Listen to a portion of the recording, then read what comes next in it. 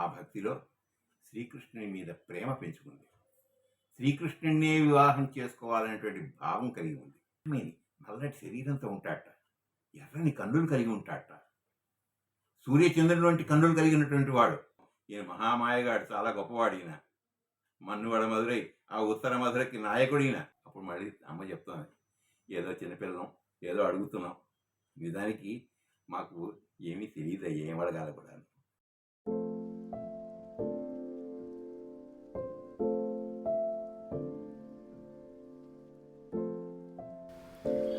అందరికీ నమస్కారం.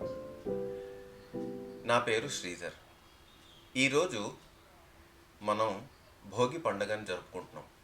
మనమంతా చిన్నప్పటి నుంచి మన పెద్దలు గోదా వ్రతాన్ని చేయడం చూస్తూనే ఉన్నాం.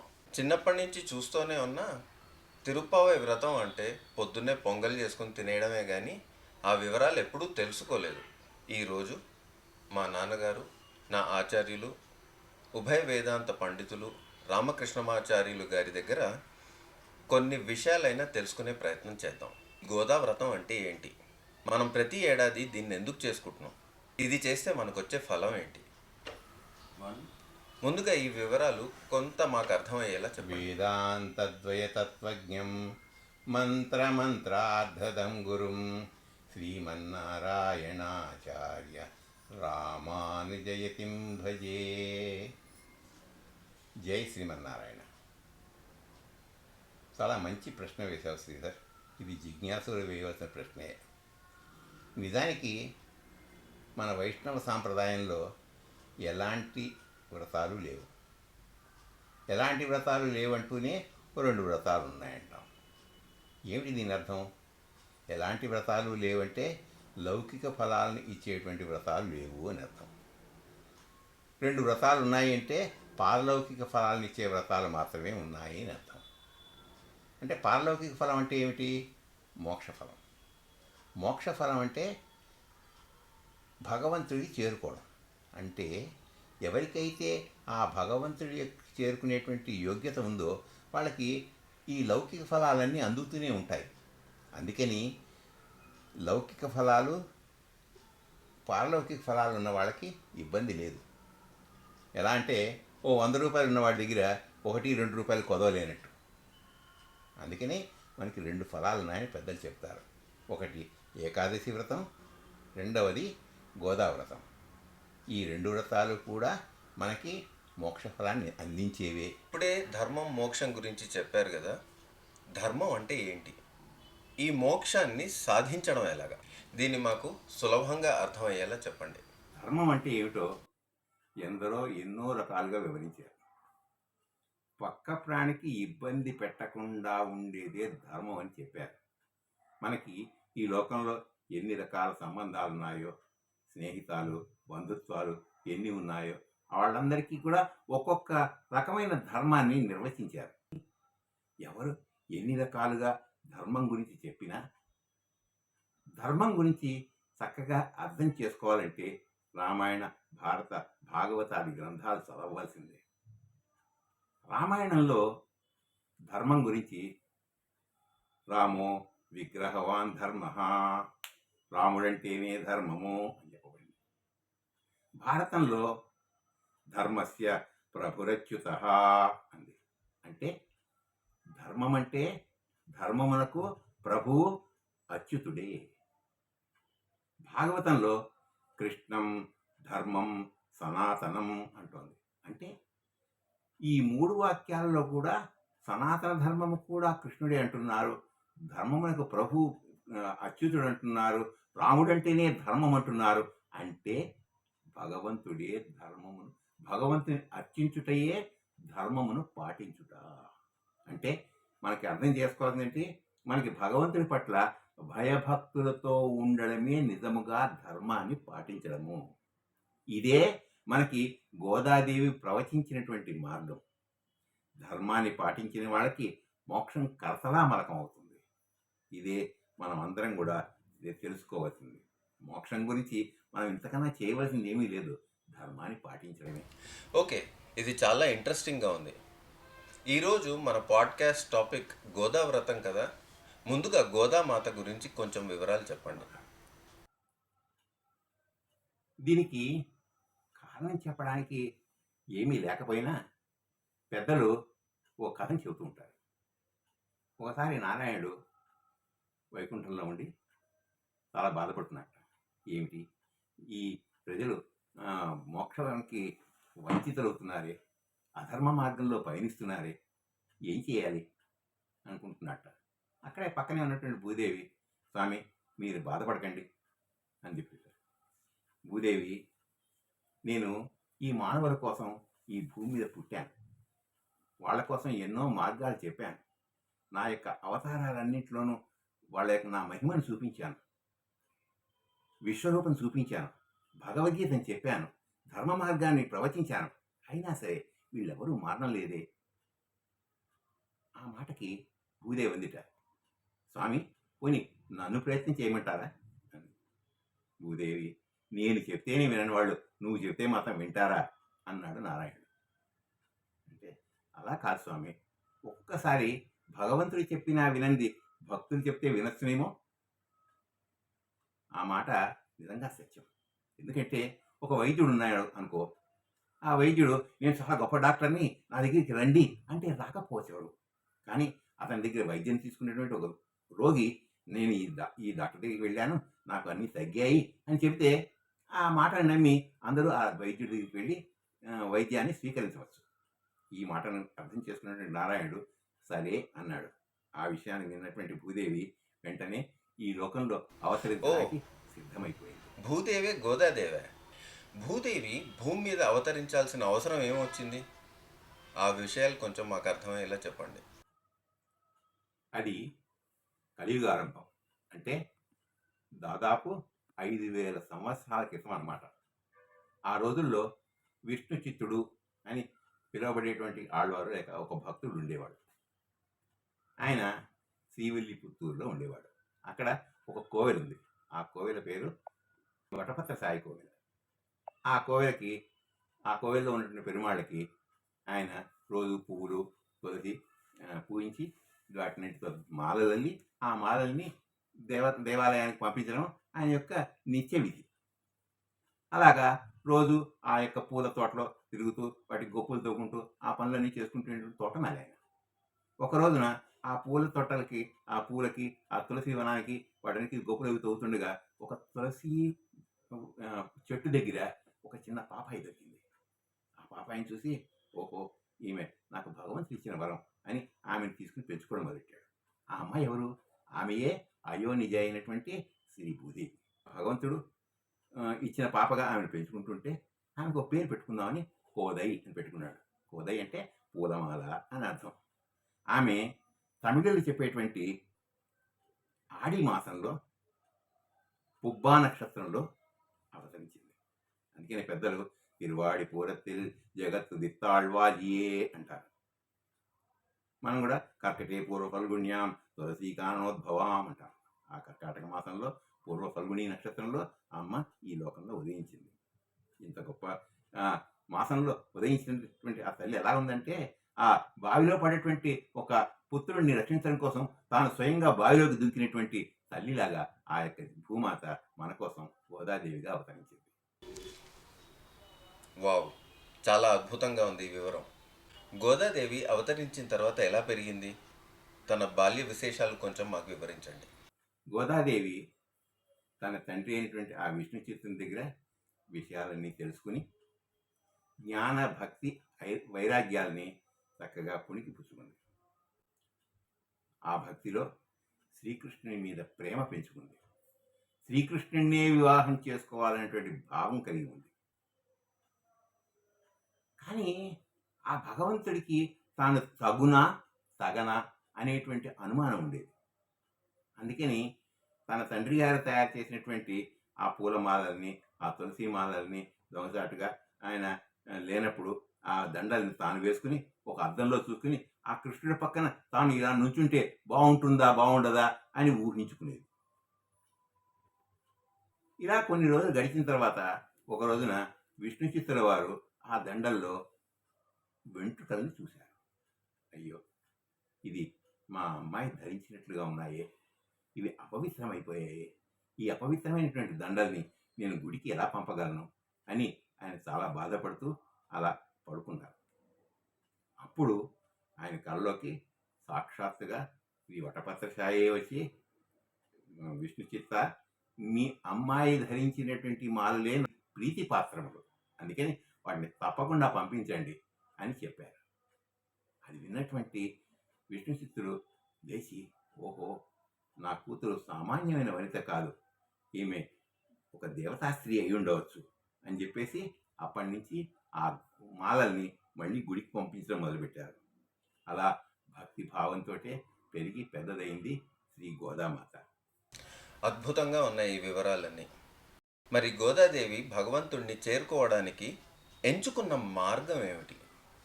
అలాగే గోదాదేవిని ఆండాళ్ళని ఎందుకు పిలుస్తున్నాం? ఆ విశేషాలు కొంచెం మాకు చెప్పండి. ముందుగా ఆండాళ్ విషయం చెబుతాను. ఆండాళ్ అన్న మాటకి పాలించేది, అధికారిణి అని అర్థం. భగవంతుడి మీద అత్యంతమైనటువంటి ప్రేమ భక్తి కలిగి ఆ సమర్పణ భావంతో ఆ భగవంతుణ్ణి ఆజ్ఞాపించేటువంటి స్థితికి వెళ్ళడం వల్ల ఆమెను ఆండాళ్ అని పిలుస్తారు. అలాగే ఈ లోకంలో ఉన్న ప్రజలందరికీ కూడా ఆ మార్గాన్ని చూపించి ఆ భగవన్ మార్గానికి నడిపించింది కదా, అందుకని ఆమె మార్గదర్శకురాలు, పాలకురాలు కాబట్టి ఆమె ఆండాళైంది. ఈ ఆండాళ్ అన్న పేరు మాత్రమే కాకుండా ఆమెకు మరో నామం కూడా ఉంది, చూడి కుడుతనాచ్యార్ అంటారు. అంటే తాను ధరించి విడిచిన మాలల్ని భగవంతుడికి సమర్పించిన తల్లి అని అర్థం. ఈ విషయాన్నే శ్రీకృష్ణదేవరాయలు ఒక గ్రంథం రాశారు, దాని పేరు ఆముక్తమాల్యద. ఆముక్తమాల్యద అంటే ధరించి విడిచిన మాల అని అర్థం. సరే, అమ్మవారు భగవంతుణ్ణి చేరడానికి చేసినటువంటి ప్రయత్నాలని చెప్పుకుందాం. ఈ భగవంతుణ్ణి ఎలా చేరాలి అన్న విషయాన్ని గోదామాత తన తండ్రి అయినటువంటి విష్ణు చిత్తుడిని అడగగా, విష్ణు చిత్తుడు ఈ విషయాన్ని గురించి ద్వాపర యుగంలో గోపికలు కాత్యాయని వ్రతం చేసి శ్రీకృష్ణుడిని పొందారు అన్న విషయాన్ని తెలియజేశారు. ఓకే, సో గోదా వ్రతం అని అనుకునేది ఇది కాత్యాయని వ్రతమా? కాత్యాయని వ్రతం కాదు, కానీ ఇంచుమించు తత్సమానమైనటువంటి వ్రతాన్ని చేసింది గోదామాత.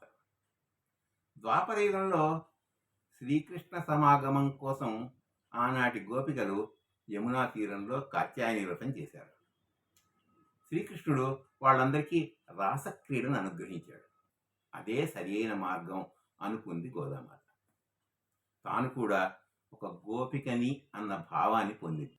గోపికల వేషధారణను అనుకరించి తన తోటి స్నేహితురాలనే ఇతర గోపికలుగా భావించింది. తన తండ్రికి వచ్చేటువంటి ఆ వటపత్రశాయి మందిరాన్నే శ్రీకృష్ణ మందిరంగా భావించింది.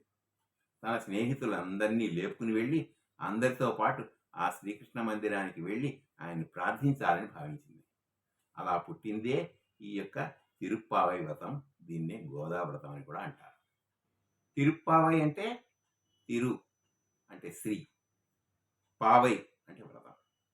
తిరుప్పావై అంటే శ్రీ వ్రతం అన్నమాట. అన్ని సంపదల్ని ఇచ్చేటువంటి వ్రతము. సంపదలు పొందడం అంటే లౌకికము భౌతికము అన్నీ ఉండొచ్చు. ఈ శ్రీవ్రతము భౌతికము లౌకికము అన్నింటినీ ఇవ్వడంతో పాటు భగవద్ విషయాన్ని కూడా ఇస్తుంది. ఈ భగవంతుణ్ణి అన్ని రూపాల్లో ఉన్న కేవలము అర్చామూర్తినే అర్చించింది గోదామాత. గోదా వ్రతాన్ని తిరుప్పావై వ్రతం అని ఎందుకంటారు? భగవంతుడు మనకి ఏ ఏ రూపాల్లో లభిస్తాడు? అర్చామూర్తిగానేనా, లేక వేరే వేరే రూపాల్లో కూడా మనకి లభిస్తాడా? భగవంతుడు మనకి 5 రూపాల్లో లభిస్తాడు. వాటిని పర, వ్యూహ, విభవ, అంతర్యామి, అర్చ అని 5 భాగాలుగా చెప్తారు. మన ఇళ్లలోనూ కోవిల్లోనూ అర్చించేటువంటి స్వామిని అర్చామూర్తి అంటారు. అదే అర్చారూపం. ఎందుకంటే మనకి మిగిలిన 4 రూపాలు అంత సులభంగా లభించేవి కాదు కదా. ఉదాహరణకి పరస్వరూపం తీసుకుంటే అది ఎక్కడో వైకుంఠంలో ఉంటుంది. మనం వైకుంఠానికి వెళ్ళలేము, అక్కడికి బ్రహ్మ రుద్రాదులకి అనుమతి లేదు. ఇక రెండవది వ్యూహస్వరూపం. ఆ వ్యూహస్వరూపం నుంచే ఈ సృష్టి స్థితి లయాదులన్నీ జరుగుతున్నాయిట. ఆ సృష్టి స్థితి లయాదులు చేసేటువంటి ఆ వ్యూహ స్వరూపం ఎక్కడో సత్యలోకం దగ్గర పాల్కడల్లో ఉంది. ఆ పాల్కడలకి వెళ్ళేటువంటి సత్తా మన దగ్గర లేదు. ఆ భగవంతుని చూసే శక్తి లేదు. పోనీ విభవ స్వరూపాన్ని చూద్దామంటే ఆ విభవ స్వరూపాలకి దేశకాల పరిస్థితులు వేరు. ఆ దేశకాల పరిస్థితులకు మనం వెళ్ళలేము. వాళ్ళు పుట్టినటువంటి టైంలో మనం లేము. అక్కడ మనం చూడలేము. అందుకని పోనీ అంతర్యామి చూద్దామంటే అంతర్యామి ఏమంటాడు? యోగి హృదయానగమ్యం. యోగుల హృదయాల్లో ఉంటాడట. యోగుల హృదయాల్లో ఉంటాడంటే మనం కూడా ఒక యోగులం అయిపోయి ఏ హిమాలయాల్లో తపస్సు చేసుకుంటూ ఉంటే తప్ప ఆ అంతర్యామిని దర్శించే అవకాశం లేదు. అందరికీ సులభంగా చక్కగా అందేటువంటి స్వరూపము ఈ అర్చా స్వరూపమే. కాబట్టి ఆ గోదామాత అర్చా స్వరూపాన్నే అర్చించింది, భగవంతుణ్ణి పొందింది, మనందరికీ కూడా మార్గదర్శకురాలైంది. ఇక్కడ నాకు ఇంకొక ప్రశ్న కూడా ఉంది. మనకి ఇంతమంది ఆచార్యులు, ఆళ్వార్లు అందరూ ఉన్నారు కదా, మరి గోదాదేవి చెప్పిన 30 తిరుప్పావై పాసురాలే ఎందుకు పాపులర్ అయ్యాయి? ఈ ప్రశ్నకు సమాధానం చెప్పడం కొంచెం కష్టమే అయినా ప్రయత్నిస్తాను. నిజానికి ఆళ్వార్లందరూ అద్భుతమైన జ్ఞానాన్ని మనకు అందించారు. ఈ గోదావ్రతం మనకెంతో సులభంగా మనకి నచ్చినట్టుగా ఉండడం వల్లనే దీన్ని ఇన్నాళ్ళుగా మనం ఆదరిస్తున్నాం. ఎందుకంటే రంగడే దేవుడు పొంగలే ప్రసాదం అన్నట్లుగా ఇక్కడ మనం అందరం కూడా ఈ యొక్క ప్రసాదములతోటి ఈ చేసేటువంటి ఈ వ్రతం మనకందరికీ ఇష్టపూర్తిగా ఉండడం కూడా ఒక కారణం అయి ఉండొచ్చు. దీనికంటే అందరికంటే గోదాదేవే గొప్ప అని చెప్పడానికి ఒక కథ చెప్తారు కదా. ఈ బ్రహ్మాండం అంతానికి అందరికీ పెద్దవాడైన చతుర్ముఖ బ్రహ్మ. ఆ చతుర్ముఖ బ్రహ్మ ఎప్పుడు అనుకుంటూ ఉంటాడట, నేనేమిటో ఇలా సృష్టి కార్యం చేసుకుంటూ ఇలాగా ఈ ఈ పనిలో ఇరుక్కుపోయి ఉన్నాను. అదే ఆ మహర్షులు చూడండి, చక్కగా ఆ భగవంతుని హృదయంలోనే దర్శిస్తూ ఎంత ఆనందిస్తున్నారు. వాళ్ళ ఆనందం ఒక గుమ్మిడికాయ ఎంతుంటే నా ఆనందం ఓ ఆవగిందంతా అంటారు. ఓహో, మహర్షులు అన్నమాట గొప్పవాళ్ళు అని మహర్షుల దగ్గరికి వెళ్ళి అడిగితే ఏముందండి, మేము ఎంత చేసినా కానీ ఆ స్వరూపం పూర్తిగా మాకు లభించడం లేదు. అదే ఆళ్వాళ్ళని చూడండి, ఆళ్వాళ్ళ దగ్గరికి స్వయంగా స్వామియే వెళ్ళి దర్శనం ఇస్తున్నాడు. వాళ్ళ యొక్క ఆనందం ఒక కొండంతైతే మా ఆనందం ఓ చిన్న ఆవగిందంత అంటారు. ఓహో, ఆళ్వాళ్ళు గొప్పవాళ్ళు అనమాట అని ఆళ్వాళ్ళ దగ్గరికి వెళ్తే ఆళ్వాళ్ళు అంటారట, ఏముందండి మాకేదో దర్శనం ఇచ్చారు కానీ అసలు మేము కోరుకుంటే వచ్చిన దర్శనం అది. అదే పెరియాళ్వారిని చూడండి, వారి కోసమే స్వయంగా గరుడారూఢుడై లక్ష్మీదేవితో పాటు శంకుచక్ర గదాలను ధరించి స్వయంగా ఆయనే దర్శనం పుచ్చుకున్నారు పెరియాళ్వారిని. వారి ఆనందం ఒక భూమి ఎంతైతే మా ఆనందం ఓ ఆవగిందంత అంటారు ఆళ్వారు. ఓహో, పెరియాళ్వారు చాలా గొప్పవారు అనమాట అని పెరియాళ్వారి దగ్గరికి వెళ్తే, నాదేముందయ్యా, మా అమ్మాయిని చూసావా, ఆ గోదాదేవి ఆవిడ సాక్షాత్తుగా శ్రీమన్నారాయణనే ప్రేమించేసింది, అతన్ని వివాహం చేసేసుకుంది. అలాంటి ఆ గోదాదేవి ముందర మా ఆనందం ఎంత, ఆమె ఆనందం ఒక బ్రహ్మాండం అంత అయితే మా ఆనందం ఒక ఆవగిందంత అంటారు. ఇవన్నీ చూస్తుంటే అందరికంటే గోదాదేవియే గొప్పది అని తెలుస్తోంది. అందుకనే ఈ తిరుప్పావైకి అంత ప్రసిద్ధి కలిగింది. ఇక్కడ నాకు ఇంకొక ప్రశ్న వచ్చింది. మళ్ళీ ఒక్కసారి మన గోదావ్రతం వైపు వచ్చేద్దాం. ఇందాక ఆండాళ్ళ తల్లి గోదావ్రతాన్ని చేసింది, అది కాత్యాయని వ్రతం లాంటిది అని చెప్పారు కదా. ఆ గోదావ్రతానికి కాత్యాయని వ్రతానికి ఉన్న పోలికలేంటి? ఇది చాలా మంచి ప్రశ్న. గోపికలు స్వయంగా ఆ యమునా తీరాన్ని, ఆ గోవర్ధన పర్వతాన్ని, ఆ రాసక్రీడని స్వయంగా అనుభవించారు. ఆనాటి రాసక్రీడ వాళ్ళని ఉన్మత్తుల్ని చేసేసింది. వారికి తమ శరీరాలపై స్పృహ కోల్పోయి సర్వం భగవత్పరంగా గోచరించింది. కానీ గోదాదేవి ఆ ఉన్మత్తతని అంత స్థితికి తీసుకెళ్ళలేదు, కాస్త తగ్గించి అనుభవయోగ్యంగా చేసింది. తాను గోపిక కాదు, బ్రాహ్మణ వనిత. అయినా సరే ఆమె తన బ్రాహ్మణ్యానికి విలువ ఇవ్వకుండా తాను కూడా ఒక గోపికల, ఒక గొల్లభామలా తయారైంది. ఆ గోపికల యొక్క అలంకరణ, వారి ప్రవర్తన, అవన్నీ అనుకరించింది. తన సిగను కూడా ఒక గొల్లపడుచులా ముడేసేసుకుంది. తాను ఒక గొల్లపిల్ల అయి ఈ వ్రతాన్ని చేసింది. తాను మారడమే కాకుండా తన స్నేహితుల్ని కూడా ఈ గోపికలే అని భావించింది. వాళ్ళందరితో కలిసి వెళ్ళి ఆ భగవంతుడిని లేపి ఆయన పొందాలని నిర్ణయించుకుంది.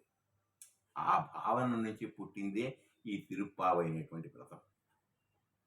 ఇది ఒక పాటల మాలిక, రాగమాలిక. చక్కగా ఆ పాటలనన్నింటినీ, ఆ పాసురాలన్నింటినీ ఆ తల్లి పాడి భగవంతుడికి వినిపించింది. ఆ స్వామిని రంజింపజేసింది. ఆ రూపుతోటే ఆ భగవంతుణ్ణి వరించింది. ఆ భగవంతుణ్ణి భర్తగా పొందింది. గోపికలు ఎవ్వరూ పిలవకుండానే తమంతట తామే ఆ శ్రీకృష్ణ సమాగమానికి వెళ్ళిపోయారు. కానీ ఇక్కడ మాత్రం గోదామాత మన అందరినీ పిలుచుకుని పోయి ఆ భగవంతుని కలిసింది. ఈ విధంగా మనందరినీ కూడా భక్తులుగా చేసేటువంటి ప్రయత్నాన్ని చేసింది ఆ తల్లి. అందరికీ బోధించింది. శ్రీకృష్ణుడికి కూడా బోధించింది. అందుకనే ఆమె ఏమని బోధించింది? మా జీవులందరూ కూడా భగవంతుడికి పారతంత్రులే అని బోధించింది. అందుకనే ఈమె అధ్యాపనం చేసింది. అందరికీ ఆజ్ఞ ఇచ్చింది. ఎప్పుడో కలియుగ ఆరంభంలో చెప్పిన తిరుప్పావై మన దాకా ఎలా వచ్చింది? అది మనకు ఎవరు అందించారు? ఎందుకు అందించారు? ఎవరేమిటి? ఆచార్యులే. ఈ తిరుప్పావైని చదివినటువంటి ఆచార్యులందరూ కూడా ఆశ్చర్యపోయారు. ఏమిటి తిరుప్పావై? దీంట్లో ఇన్ని వేద విషయాలన్నీ కూడా ప్రస్ఫుటంగా కనిపిస్తున్నాయి. ఇది సర్వశాస్త్ర సారాంశంలా కనబడుతుంది. ఈ యొక్క వ్రతాన్ని వేదవనైత్తైకం విత్తాగం అంటారు పెద్దలు. అంటే ఇది సకల వేదసారమయ్య, ఇది సకల ఫలప్రదాయిని అయినటువంటి వ్రతం. అందుకనే శ్రీకృష్ణుణ్ణి మనకి స్వయంగా ఇప్పించేటువంటి ఈ వ్రతము అంటే గొప్పదే ఉంటుంది. కృష్ణుడి మనం అంటే కృష్ణుడు అంటే కృష్ అంటే అమితమైన ఆనందాన్ని నా ఇచ్చువాడు అని అర్థం. అలాంటి వ్రతాన్ని మనకి పెద్దలు మన దాకా తీసుకొచ్చి మన చేతిలో పెట్టారు. ఈ తిరుప్పావై నీళాతుంగ అనే శ్లోకం దగ్గర మొదలై 30 పాసురాల కాదు.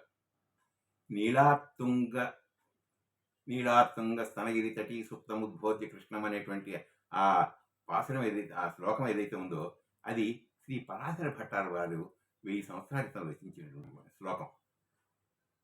ఈ శ్లోకంలో ఆయన ఏమని ప్రార్థిస్తారంటే, నీలాదేవి స్తనములపై నిద్రిస్తున్నటువంటి ఆ శ్రీకృష్ణుని నిద్రలేపి, స్వామి, మా జీవులకు ఉండే పారతంత్రం అనేక వేదవాక్యముల వల్ల తెలుస్తుంది, నీవు మమ్మల్ని రక్షించి తీరాలి అని బోధించినటువంటి గోదాదేవికి మరల నమస్కారము అని చెప్తున్నారు ఆ శ్లోకంలో. ఇది మొదట ఆ తనియ కింద గోదాదేవిని ప్రార్థిస్తాం.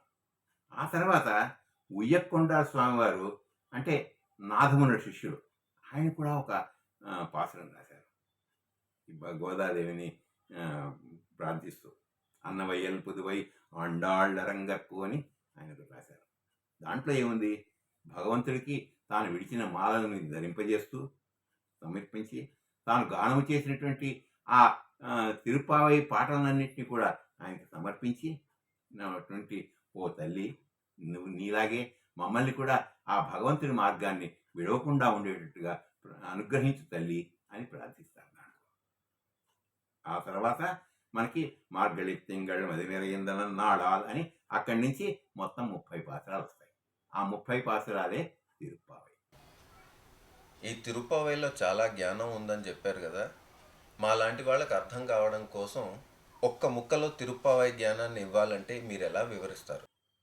మనం అందరం తెలుసుకోవాల్సిన జ్ఞానం అర్ధపంచక జ్ఞానం. ఇది 18 రహస్యాల్లో ఉంది. అవి మనం 5 విషయాలు తెలుసుకోవాలి. ఏమిటివి? పరస్వరూప జ్ఞానం, స్వస్వరూప జ్ఞానం, ఉపాయ స్వరూప జ్ఞానం, ఫలస్వరూప జ్ఞానం, విరోధి స్వరూప జ్ఞానం అని 5. దీన్ని ఒక అందమైన శ్లోకంలో కూడా చెప్తారు. ప్రాప్యస్య బ్రహ్మణో రూపం. ఆ బ్రహ్మరూపాన్ని తెలుసుకోవాలంటే ఆ పరబ్రహ్మ స్వరూపాన్ని తెలుసుకోవాలి. అదే పరస్వరూపం. ప్రాప్యుశ్చ ప్రత్యేగాత్మన, అంటే మన యొక్క స్వస్వరూప జ్ఞానాన్ని కూడా తెలుసుకోవాలి. ప్రాప్తి ఉపాయం, ఉపాయాన్ని కూడా తెలుసుకోవాలట, ఉపాయ స్వరూప జ్ఞానం. ఫలం ప్రాప్తే, ఆ ఫలస్వరూప జ్ఞానం కూడా తెలుసుకోవాలి. తథా ప్రాప్తి విరోధచ, ఆ విరోధి స్వరూప జ్ఞానాన్ని కూడా మనం తెలుసుకోవాలి అంటున్నారు. ఇలాంటి వాటన్నింటినీ కలిపి ఇచ్చేదే ఈ తిరుప్పావై. ఈ తిరుప్పావై మీద నాకున్న ఉత్సాహాన్ని, క్యూరియాసిటీని చాలా పెంచేశారు. దీనిలో 30 పాసురాలు ఉన్నాయన్నారు కదా, ఆ 30 పాసురాలని ఒకసారి వివరించండి. మీరు ఏం విశేషాలు చెప్తారో అని చాలా ఉత్సాహంతో ఎదురు చూస్తున్నాను. ఒక్క పాసురాన్ని వివరించాలన్నా మనకి 2 నుంచి 3 గంటలు పడుతుంది. అంత సమయం మనకు లేదు. కానీ దీన్ని సూక్ష్మంగా వివరించే ప్రయత్నం మాత్రం చేస్తాం. ఎందుకంటే భగవంతుడిని చేరే విధానం అన్నీ చెప్తాయి, కానీ తిరుప్పావై మాత్రం భగవంతుడిని చేరే విధానాన్ని చెప్పడంతో పాటు భగవంతుని చేరిన తర్వాత ఏం చేయాలో కూడా చెప్తుంది. అదే ఈ యొక్క తిరుప్పావై యొక్క విశిష్టత.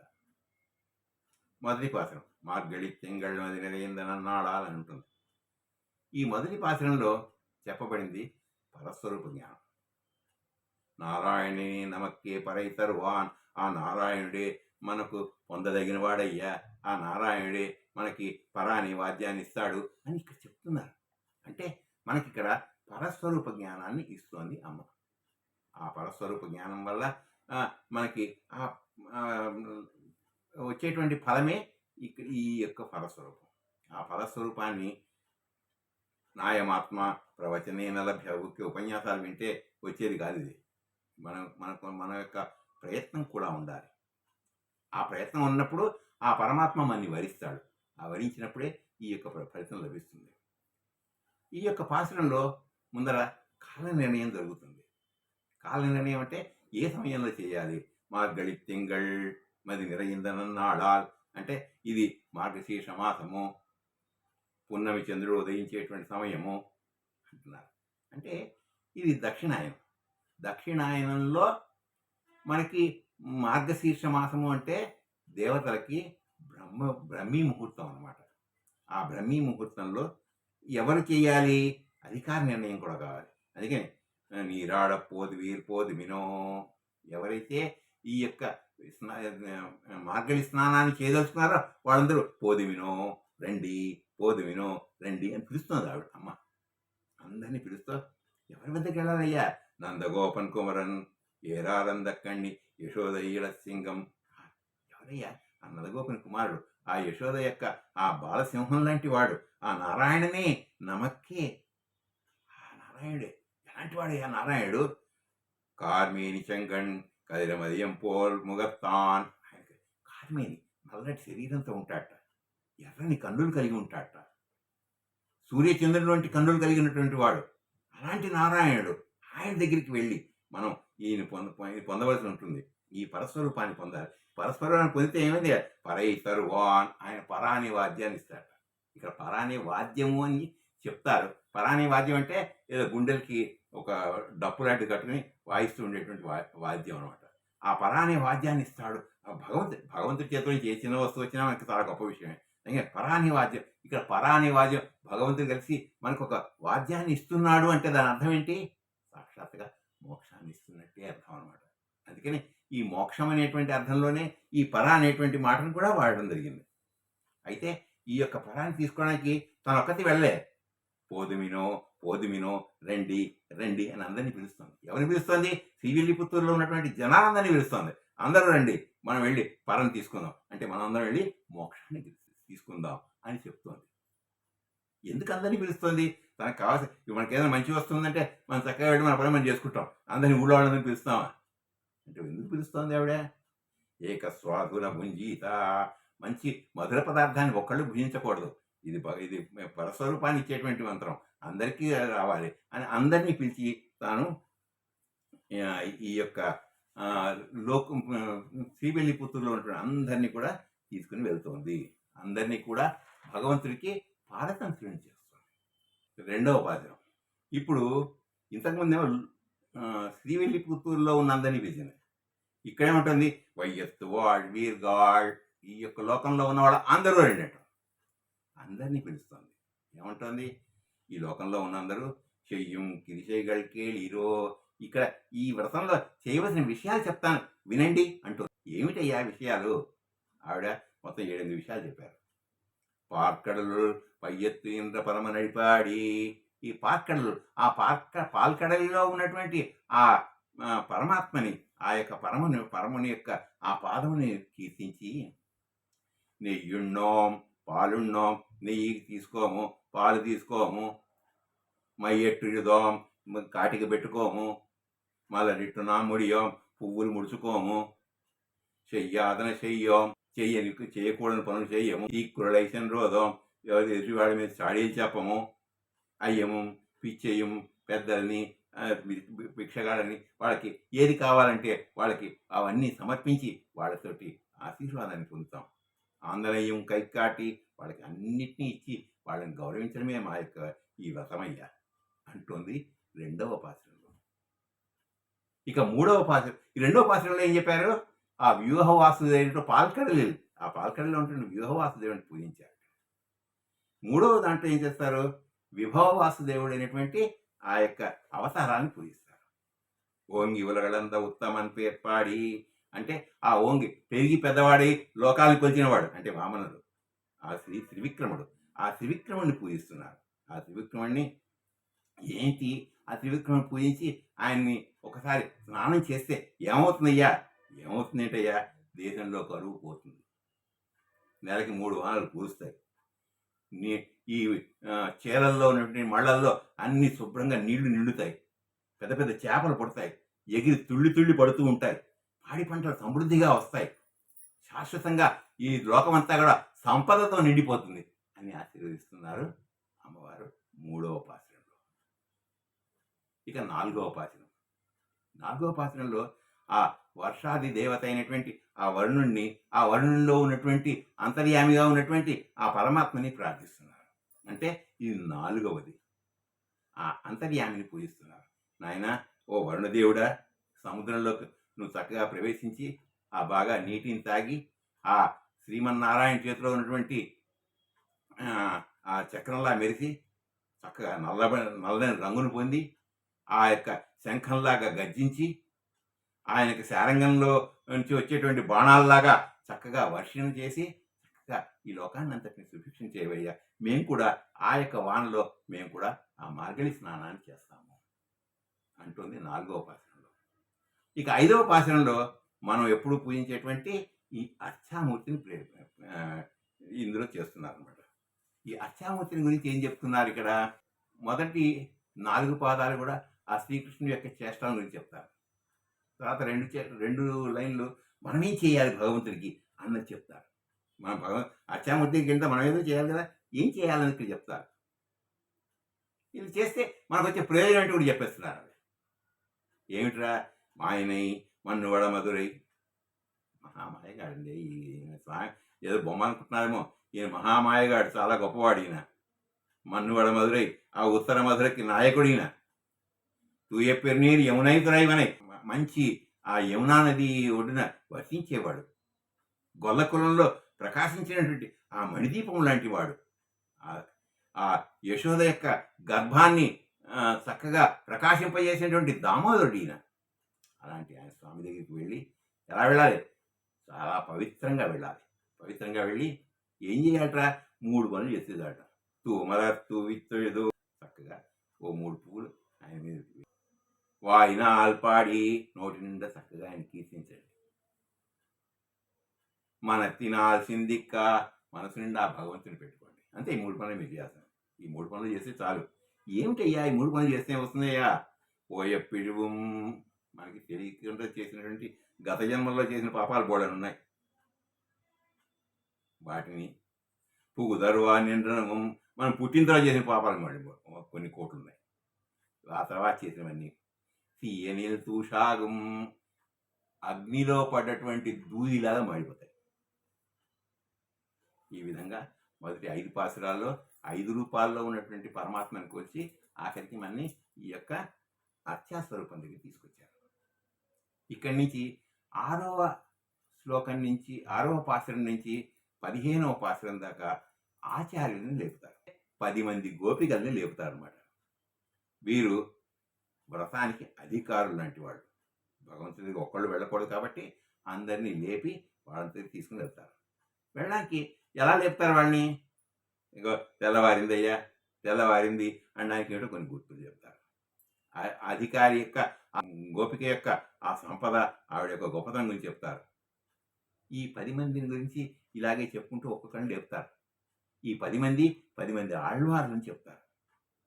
వాళ్ళు పోయిగై, పోదత్త, పెయ్యాళ్వార్లు అని మొదలాళ్వార్లు 3 ఉంటారు. వీడు కాకుండా తిరుమలిషై, నమ్మాళ్వార్లు, ఏదో కులశేఖర ఆళ్వార్లు, పెరియాళ్వార్లు, తొండరెడ్డిపుడి ఆళ్వార్లు, తిప్పాణి ఆళ్వార్లు, తిరుమంగయ్య ఆళ్వార్లు, ఇలాగ మొత్తం 10 మంది ఆళ్వార్లని లేపుతారు. లేపిన తర్వాత అప్పుడు మనకి 16వ పాశురానికి వెళ్తామన్నమాట. ఆ 16వ పాశురంలో ఏంటి? ఆ 10 మంది గోపికలతోటి కలిసి అందరినీ లేపి ఆవిడ అక్కడికి వెళ్ళిన తర్వాత అక్కడ శ్రీకృష్ణ భవనం అంటే నందగోపుడు భవనం, ఆ నందగోపుడు భవనం దగ్గరికి వెళ్ళిన తర్వాత అక్కడ 2 కాపలాదారులు ఉంటారు. ఆ కాపలాదారులు ఇద్దరిని కూడా వెళ్ళి వాళ్ళని ప్రార్థించి, అయ్యా మమ్మల్ని లోపలికి వెళ్ళనివ్వు అని చెప్పేసి అనుమతిని కోరుతారు. అనుమతిని కోరి వారి అనుమతిని తీసుకుని లోపలికి ప్రవేశిస్తారు. ఆ తర్వాత 17వ పాశురం. ఆ 17వ పాశురంలో ఆ లోపలికి వెళ్ళిన తర్వాత అక్కడ నందగోపుడు ముందర కనిపిస్తాడు. నందగోపుడిని లేపుతారు. ఆ తర్వాత యశోదాదేవి కనిపిస్తుంది. యశోదాదేవిని నిద్ర లేపుతారు. యశోదాదేవి లేపిన తర్వాత బలరాముడు కనిపిస్తాడు. బలరాముడు లేపుతారు. అక్కడే కృష్ణుడు కూడా ఉన్నాడు అని కృష్ణుడు లేపడానికి ప్రయత్నం చేస్తారు. బలరాముడు ఇక్కడ కాదు, అక్కడ పక్కన నీలాభవనంలో ఉన్నాడు, అక్కడికి వెళ్ళండి అంటారు. ముందర వెళ్ళి 18వ పాశురంలో ఆ యొక్క నీలాదేవిని లేపడానికి వెళ్ళి ఆ నీలాదేవిని, అమ్మా నువ్వు లేవాలి, నువ్వు లేచి మాలాంటి పిల్లలు నీకోసం వచ్చారు, నువ్వు తల్లి లాంటి దానివి, నువ్వు వచ్చి మమ్మల్ని లేపి మమ్మల్ని తీసుకుని వెళ్ళి ఆ భగవంతుడితో కూర్చోవలసినటువంటి పురుషకారం చేయాల్సిన తల్లివి నీవే కదా, మేము ఏమీ చేయలేము, అందుకని నువ్వే వచ్చి నీ గాజులు గల్లు అనేటట్టుగా నీ యొక్క ఈ తలుపుని చేసి మమ్మల్ని లోపలికి తీసుకెళ్తుంది అని అడుగుతారు. ఆ 19వ పాశురంలో లోపలికి వెళ్తారు వీళ్ళు. లోపలికి వెళ్తే అక్కడ ఒక పెద్ద కోరయాపీడ నుంచి తెచ్చినటువంటి ఆ దంతంతో చేసినటువంటి దంతం పాదాలుగా పెట్టినటువంటి ఒక పెద్ద మంచం ఉంది. ఆ మంచం మీద ఆ నీలాకృష్ణులు ఇద్దరు కూడా కనబడుతున్నారు. వాళ్ళిద్దరినీ కూర్చుని, అయ్యా స్వామి మీరు నిద్రపోతే ఎలాగా, మాలాంటి పిల్లలు ఉన్నాం కదా, మమ్మల్ని రక్షించవలసినటువంటి బాధ్యత నీదే కదా, మమ్మల్ని తీసుకెళ్ళి స్వామి, మమ్మల్ని కూడా నీతో పాటు కలుపు అని చెప్పేసి వాళ్ళు కోరుకుంటారు. 21, 22, 23 ఇవన్నీ కూడా శ్రీకృష్ణ పరమాత్మ లేపడమే అనమాట. నాయన శ్రీకృష్ణ మమ్మల్ని నువ్వే రక్షించాలి అని ఆ శ్రీకృష్ణుని లేపుతారు. లేపి ఎలా లేపుతారు? అయ్యా నువ్వు అందరికీ భయాన్ని పోగొట్టేవాడవు నీవే, విరోధులను నీ గుణములతో జయించేవాడవు నీవే, వేదదార్ఢ్యము కలిగిన వాడవు నీవే, నీవు అప్రమేయుడివి, తేజోరాశివి, నీ శత్రువులందరూ కూడా నీ పాదాక్రాంతులు అవ్వడానికి నీ ఇంటి ముందర పడిగాపులు ఉన్నారు, రా వచ్చి వాళ్ళని అందరినీ కూడా రక్షించు, మేము కూడా మీకోసం వేచి ఉన్నాము అంటే, అబ్బా స్వామి స్వామి తొందరపడి లేచిపోకు. 20 ఆ తర్వాత ఇదంతా 22వ పాశురం. తొందరపడి లేచిపోకయ్యా, ఎందుకంటే అక్కడ నువ్వు తొందరపడి లేస్తే ఒక్కసారిగా ఆ సూర్యచంద్రుడు లాంటి నీ కళ్ళు తెరిస్తే మేము తట్టుకోలేము. నెమ్మదిగా ఓ మువ్వ తెరిచినట్టు నెమ్మదిగా కన్ను తెరువు, నెమ్మదిగా లేచిన తర్వాత ఒకసారి ఒళ్ళు వీల్చుకో, మెల్లిగా ఒక్కొక్కసారి అడుగు వేసి ఇలా వచ్చి ఈ సింహాసనంలో కూర్చుంటే మేము వచ్చిన పని చెబుతాం. సరే కృష్ణుడు నెమ్మదిగా ఆ సింహం నడక నడుచుకుంటూ వచ్చి ఆ సింహాసనంలో కూర్చున్నట్టు. ఆ తర్వాత 24వ పాశురం మొదలు. 24వ పాశురం అంటే మంగళాశాసన పాశురం. ఆ మంగళాశాసనంలో అందరికీ కూడా మంగళం చెప్తారు. స్వామి నీకు మంగళాశాసనం చేయడమే మా ప్రయోజనం. నువ్వు రాముడి రూపంలో చేసిన పనులు, కృష్ణుడి రూపంలో చేసిన పనులు, వామనుడి రూపంలో చేసిన పనులు, నువ్వు చేసిన పనులు ఎంత గొప్ప గొప్పవయ్యా. అలాంటి పనులకి ఆ రోజున ఎవరు నీకు మంగళాశాసనం చెప్పలేదు, ఆ రోజున మేము చెప్తున్నాం. ఇవన్నీ నీ గొప్పతనం అనుకునేమో, నీ చేతిలో ఉన్నటువంటి ఆ వేలాయుధం గొప్పతనం అంటారు, ఆయన దిష్టి తగలకూడదని. ఇలాగా అందరికీ మంగళాశాసనం చేసి, అయితే మేము ఎందుకు వచ్చామంటే ఏదో పర ఇస్తాను కదా, ఆ పర ఇస్తే పట్టుకుపోతాం అంటే మనకి ఈ మంగళాశాసనం పాసనంలో మనం తెలుసుకోవాల్సిన విషయం ఏంటంటే మనం భగవంతుడికి మంగళాశాసనం చేయాలి. వెళ్ళగానే ఫస్ట్ చేయాల్సిన పని భగవంతుడిని మెచ్చుకోవాలి, భగవంతుడిని ప్రార్థించాలి, భగవంతుడిని కీర్తించాలి, ఆయన యొక్క గుణగణాలని మనం చేసుకోవాలని చెప్తాను. ఆ తర్వాత నీవు ఒక ఆమెకు పుట్టావు, ఒక ఆమె దగ్గర పెరిగావు అంటుంది. వాడి పేరు చెప్పదు. కంసుడికి ఏమైనా తెలుస్తుందేమని భయం ఆవిడికి. నువ్వు అలా ఒక ఆమె దగ్గర పుట్టి ఒక ఆమె దగ్గర పెరిగి కూడా ఆ కంసుడి గర్భంలో ఒక నిప్పులాగా మండిపోయావయ్యా. అలాంటి నిన్ను ఈ కిందకు కోరుకుందామని వచ్చామయ్యా అంటోంది 26 పాసనంలో. 26 పాసనంలో ఏం కోరుకుంటుందట? నువ్వు ఇవ్వదలుచుకుంటే మేము కావాల్సినవి కొన్ని అడుగుతాం, అది కొంచెం ఇచ్చేసేయం. ఏమిటి నీకు కావాల్సినవి అంటే ప్రాణాలం ఇచ్చేటువంటి శంఖాలు కావాలి, అంటే పాంచజన్యం కావాలని అడుగుతున్నారు వాళ్ళు. ఇంకేం కావాలట? కొన్ని పరవాద్యాలు కావాలి, అంటే పరం అంటేనే మోక్షం, మోక్షస్థానం కావాలి మాకు, అంటే మేము కూడా అక్కడ వచ్చేస్తాం అంటున్నారు వీళ్ళు. మంగళదీపం కావాలి, లక్ష్మీదేవి కావాలి. మేల్కట్టు కావాలి, అంటే ఆదిశేషుడు రావాలి, పైన మేల్కట్టు ఆయన కదా, ఆదిశేషుడు కావాలి. ధ్వజం కావాలి, ధ్వజం అంటే ఎవరు? ఆ గరుడు కావాలి. ఇలాగ ఒకటి ఒకటి అడుగుతున్నారు. ఆఖరికి 27వ పాత్రంలో అందరినీ దగ్గర తీసుకునేటువంటి ఓ గోవింద, నువ్వు మాకు పరం కనుక ఇచ్చినట్టయితే మా యొక్క గొప్పతనానికి సన్మానం జరగాలి. ఆ సన్మానం ఎవరు? నువ్వే చెయ్యాలి. సన్మానం ఎలా చేయాలి? మాకు హస్తాభరణాలు కావాలి, కర్ణాభరణాలు కావాలి, హారాలు కావాలి, పదాభరణాలు కావాలి, అన్ని రకాల అలంకరణలు కావాలి, పట్టు చీరలు కావాలి. మాకు ఇవన్నీ ధరించి మేము నీతో కూర్చుని చక్కగా ఉడికినటువంటి నేతి పాయసాన్ని నీతో కలిసి భుజించాలి. అది మాకు సన్మానం. అంటే సన్మానం కూడా ఆ స్వామితో కూర్చోవడమే మనకి సన్మానం, ఆ స్వామితో కూర్చోవడమే మనకు ఆనందం, అదే మనం కోరుకునేది అని చెప్తోంది ఇక్కడ. ఆ తర్వాత ఇవన్నీ ఇవాళ ఆలోచిస్తుంటే అప్పుడు మళ్ళీ అమ్మ చెప్తోంది, ఏదో చిన్నపిల్లం ఏదో అడుగుతున్నాం, నిజానికి మాకు ఏమీ తెలియదు, ఏం అడగాలో కూడా అడుగుతాను. చెప్తాను తల్లి, మాకు ఏం అడగాలో కూడా తెలియదయ్యా. అడవికి వెళ్ళి అన్నం తిని సమయాన్ని గడపం తప్ప మాకు ఏమీ తెలియదు, మాకు ఎటువంటి పుణ్యము లేదు. కానీ ఒక్క పుణ్యం ఉందయ్యో, ఏమిటో తెలుసా? నువ్వు మా కులంలో పుట్టడం అనేటువంటి పుణ్యం మాకుంది. అందుకని నువ్వు నేను మనం అందరం కూడా ఒక అవినాభావ సంబంధాన్ని కలిగి ఉన్నాం. ఇంత సంబంధం ఉంది కదా అని ఏదేదో చిన్న పిల్లలతో పిలిచేసాం. చిన్న పిల్లలతో పిలిచామని చెప్పేసి నొచ్చుకోకు స్వామి, మమ్మల్ని ఎలాగైనా కటాక్షించి ఆ పరవాద్యాన్ని ప్రసాదించు అంటున్నారు 28వ పాసనంలో. 28వ పాసనం తర్వాత 29, 30 పాసురాలని శాతుమరై పాసురాలు అంటారు. శాతుమరై పాసురాలు అంటే ఏం లేదు, ముగింపు పాసురాలు అర్థం. ఏమిటి దాంట్లో ఏం చెప్తుంది అమ్మ? స్వామి పొద్దున్నే తెల్లవారక ముందే వచ్చి నిన్ను సేవించడం ఎందుకు చెప్తున్నావు, ఎందుకు సేవిస్తున్నావు తెలుసా?